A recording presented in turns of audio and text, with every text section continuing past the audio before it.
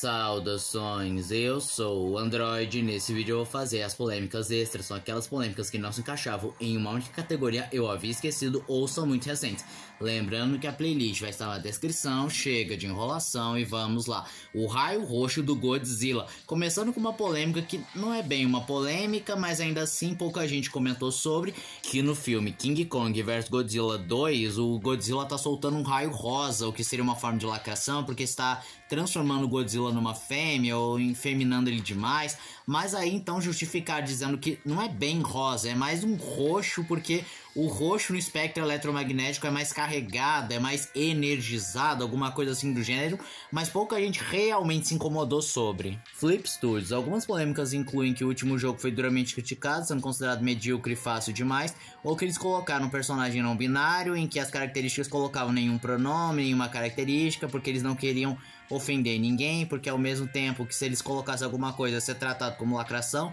mas se eles colocassem outra coisa ia ser considerado desrespeito.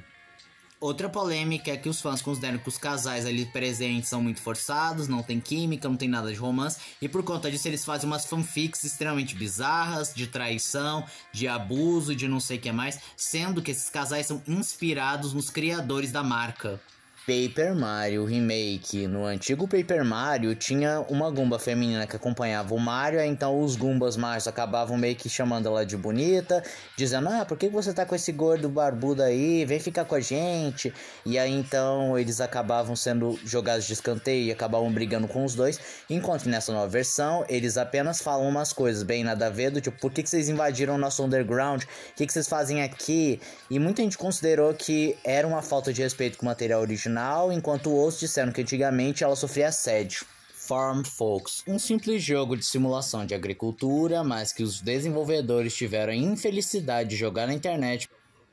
perguntar para os fãs o que eles acharam da física do jogo, em especial das mulheres, e aí os militantes caíram matando, dizendo que isso não se pode falar, é um assunto muito delicado, isso só pode ser dito em questão de positividade corporal, que eles são preconceituosos, que não sei o que mais. Kenya Suzuki, um mangaka bem conhecido lá no Japão, aqui no Brasil nem tanto, mas que acabou sendo preso por conter material pornográfico infantil. The Chivalry True é uma série stop motion adulta antológica lançada pelo Adult Swim que aborda várias questões como vida, morte com um terror surrealista e uma comédia mórbida.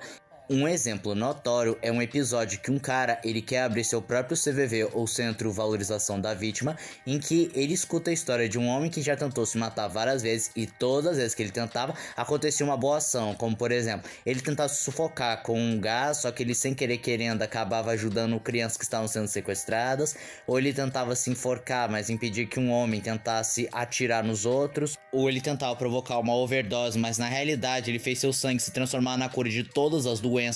Aí então o homem do CVV conta uma história dizendo de um homem que decidiu se matar, mas antes disso ele quer escrever uma carta de suicídio, mas não qualquer carta de suicídio, a melhor carta de suicídio. Mas além da carta ficar extremamente longa, ela se transforma num best-seller e todo mundo perde interesse quando ele desiste de escrever a carta de suicídio, pois não tem mais criatividade. E após ouvir essa história, o homem finalmente consegue se matar. Eve de Stella Blade. Quando foi anunciado esse jogo, muitos militantes, principalmente mulheres feministas, disseram que o corpo dela era impossível, era uma sexualização, que não é assim que as mulheres são na vida real, deveriam ter escolhido um corpo mais realista, mas quando a modelo que deu imagem para a personagem apareceu e mostrou que sim, o corpo dela é real, ainda assim muitas pessoas ficaram mordidas com essa história. Xuxa e Marajó. Na época do governo do Bolsonaro, a ministra Damares revelou os horrores que acontecem em Marajó, em especial a exploração sexual de crianças na ilha de Marajó. E a ministra foi simplesmente escorraçada, dizendo que estava promovendo teoria da conspiração, que ela era maluca, que não falava nada com nada, e a própria Xuxa acabou dizendo que ela deveria ser proibida de falar de Marajó e até fez uma petição dizendo que era um absurdo ela falar uma história dessas, que não faz nenhum sentido. Mas quando estourou a polêmica que realmente acontece isso tudo na ilha de Marajó, a Xuxa simplesmente se calou e muitos até hoje cobram um esclarecimento e um pedido de desculpa para Damares. Valerie DeOrazio é uma ex-roteirista da Marvel que revelou uns podres terríveis, em que a editora forçava não só ela, mas como todos os funcionários a lacrarem suas histórias, sabendo que o público iria se irritar de propósito, e eles também usavam os roteiristas como escudos, porque botavam a culpa neles, que eles que mudaram a sexualidade, ou escreveram uma história super lacradora, ou desconstruíram um personagem pré-existente, e ela que recebia toda a culpa, assim como todos os outros roteiristas, ou que a Marvel forçou ela a ter que colocar ela mesma nas histórias, o self-insert, caso você não saiba, e de colocar uma personagem LGBT, assim como a própria Valerie, em que ela mesma não queria fazer isso, mas foi forçada pela empresa. A dublagem perdida de Immoral Sisters, Aishimai ou Immoral Sisters, é um anime do subgênero hentai que conta a história de duas irmãs e uma mãe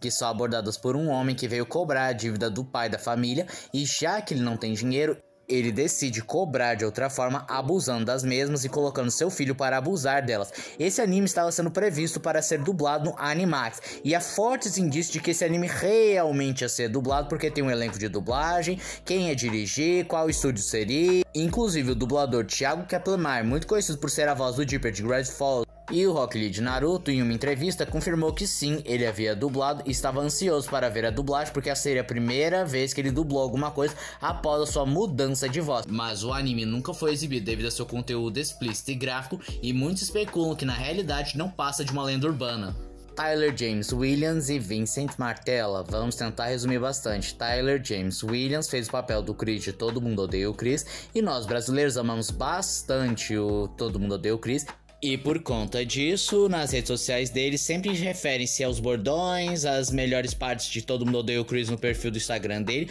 Só que o Tyler James não gosta desses fãs brasileiros e até mesmo fez alguns comentários bem preconceituosos e até mesmo chegou a zoar esse fato lá numa propaganda do McDonald's. Já o Vincent Martella, que fez o Greg lá do Todo Mundo Odeia o Chris também, acabou colocando uma camiseta escrita "Eu sou famoso" lá no Brasil, e isso acabou chamando bastante atenção dos brasileiros, que simplesmente fizeram uma campanha coletiva para fazer o perfil dele ficar maior e mais conhecido do que o do Tyler James Williams. E por conta disso ele ficou extremamente famoso, foi em vários podcasts aqui no Brasil, tirou bastante foto, mas principalmente fez uma propaganda do Burger King que tira sarro com aquela propaganda do McDonald's que o Tyler James Williams fez. E diferente da propaganda do McDonald's, em que ele é bem mais ingrato e até bem estúpido e babaca com os fãs brasileiros, o Vincent foi o contrário, ele foi bem grato e fez uma propaganda que os brasileiros gostaram bastante e que alfinetava completamente o rival. Biden e a visibilidade trans. Em pleno domingo de Páscoa, ele declarou que seria o dia da visibilidade e orgulho trans, o que irritou completamente judeus, cristãos, protestantes,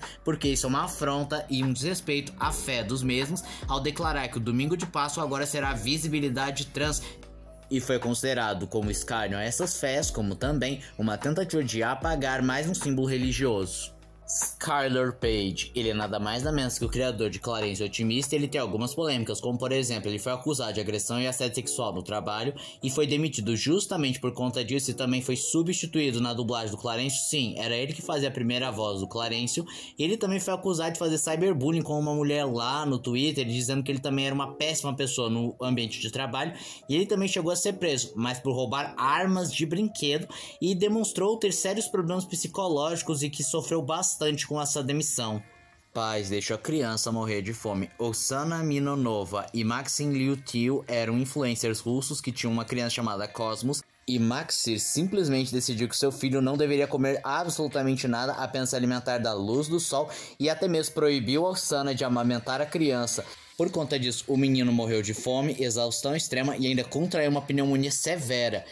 E quando descobriram, ambos foram presos. O caso Tio Paulo. Uma mulher decidiu pegar um homem que dizia ser seu tio para assinar uns papéis para fazer uma transferência no banco, só que os atendentes perceberam que ele estava mole, não estava reagindo muito bem, então descobriram que na realidade o Tio Paulo estava morto, e que ela acabou sendo presa imediatamente. Rolou uma super investigação para determinar quanto tempo ele estava morto, qual foi a causa da morte e até mesmo o grau de parentesco da mulher com o homem, pois em algumas fontes diziam que era neta, outros diziam que era sobrinha, outros diziam que era uma mulher desconhecida. O caso do cachorro Joca. Joca era um Golden Retriever de 5 anos em que ele e seu tutor, João Fantasini, iriam de São Paulo para o Mato Grosso. Estava previsto que Joca pegasse um avião da Gol de São Paulo, Guarulhos, para Sinop, em Mato Grosso, só que devido a um erro, ele foi parar lá em Fortaleza e por conta disso ele ficou 3 horas no voo, mais 1 hora esperando, mais 3 horas de volta para Guarulhos, ou seja, totalizando 7 horas, e quando ele chegou nas mãos de João Fantasini e seu tutor, ele já estava morto por conta de uma parada cardíaca devido ao calor extremo.